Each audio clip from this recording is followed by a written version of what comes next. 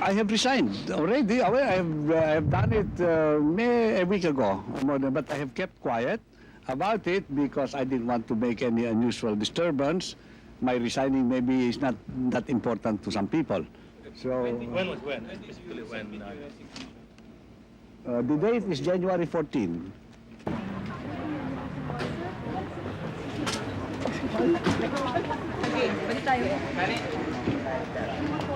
The successor of Secretary Ileto will be the incoming Secretary, Fidel Ramos. Who's replacing General Ramos? To be the Chief of Staff, I understand, is General De Villa. In leaving the government, General Ileto leaves us a legacy of continuing concern for the development of genuine professionalism in the armed forces, the key ingredient in the final defeat of the communist insurgency. I share his concern and assure him that the work he began shall be completed by us.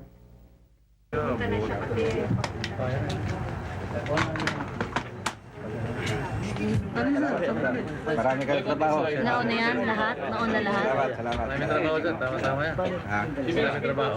Bing!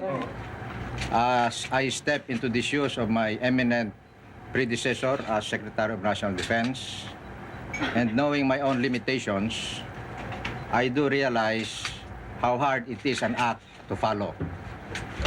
Nevertheless, I pledge to devote the sum total of my capabilities, energy, and dedication in carrying out my tasks in this higher position.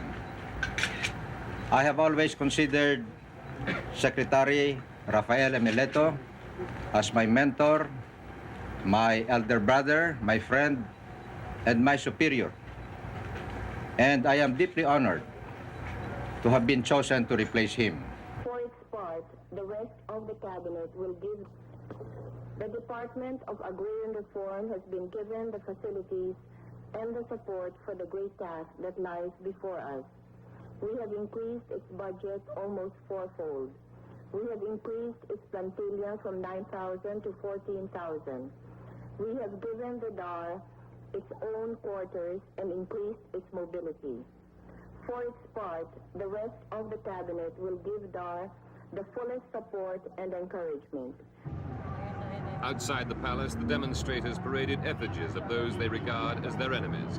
Agrarian reform is one of the main targets of the communist-inspired opposition to President Aquino, and her assurance about handing over her family estate for redistribution may not cut much ice.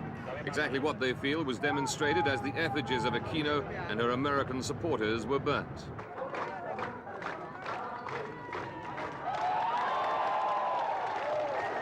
Meanwhile, one of the men who helped President Aquino to power was being sworn in for a new job.